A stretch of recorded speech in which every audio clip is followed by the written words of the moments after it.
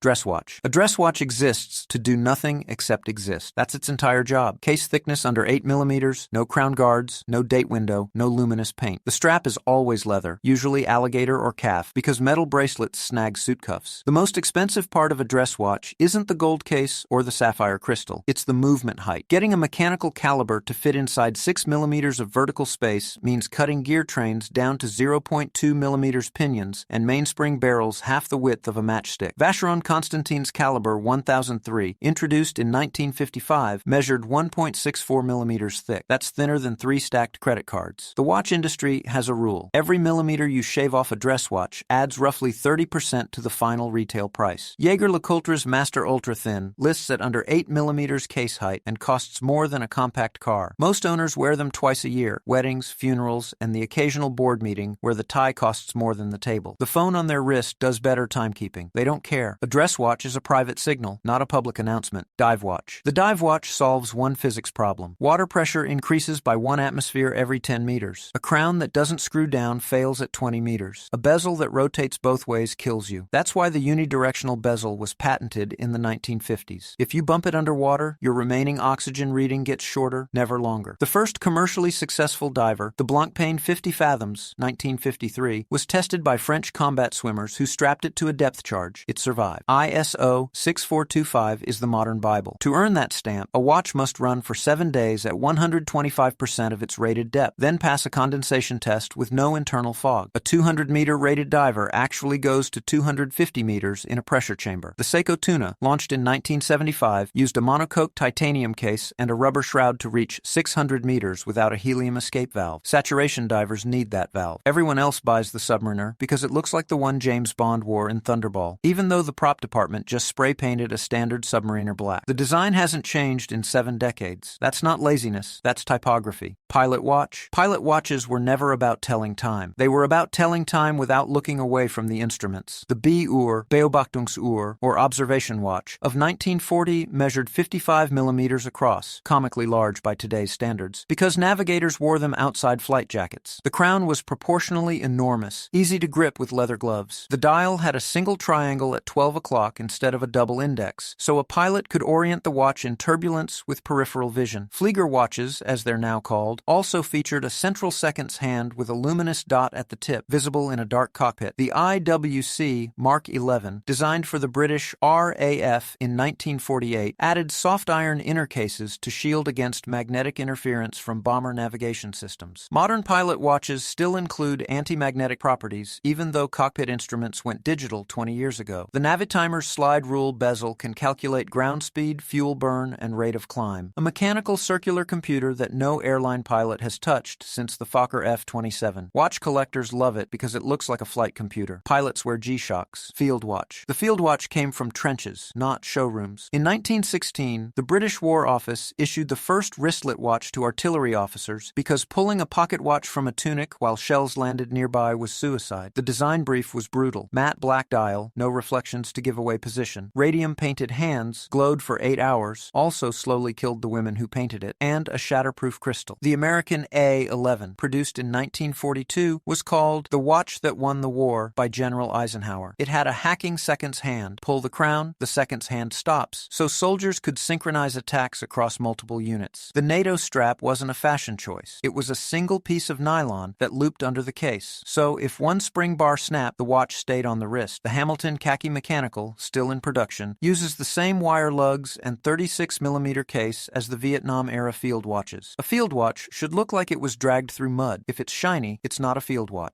Chronograph. A chronograph is a stopwatch bolted onto a normal watch movement. The first patent went to Louis Moynet in 1816, but his device could only run for 30 seconds, enough to time a celestial transit, not a horse race. The modern 2-pusher layout, start/stop at 2 o'clock, reset at 4 o'clock, was standardized by Breitling and Mouvement Valjoux in the 1930s. The vertical clutch, introduced by Seiko in 1969, solved a chronic problem. The chronograph seconds hand no longer jumped when you started it. High-end chronographs chronographs use a column wheel, a small rotating cylinder with teeth that acts like a mechanical gearbox. Cheaper ones use a cam system, less smooth, more durable. The Omega Speedmaster Professional, certified for spaceflight in 1965, survived a 40G impact test, a 93 degrees Celsius to minus 18 degrees Celsius temperature cycle, and pure oxygen atmosphere without combusting. Buzz Aldrin's Speedmaster stayed on the lunar surface for 21 hours. The movement kept running. A monopusher chronograph, like the ones from A. Lang and Söhne, uses a single button embedded in the crown. Start, stop, reset, all with one finger. It's mechanically elegant and a nightmare to repair. Racing drivers in the 1960s preferred the Heuer Autavia because the rotating bezel had a 12-hour scale, letting them time pit stops and race duration simultaneously. Nobody uses that feature today, but the Autavia still sells for $50,000 at auction.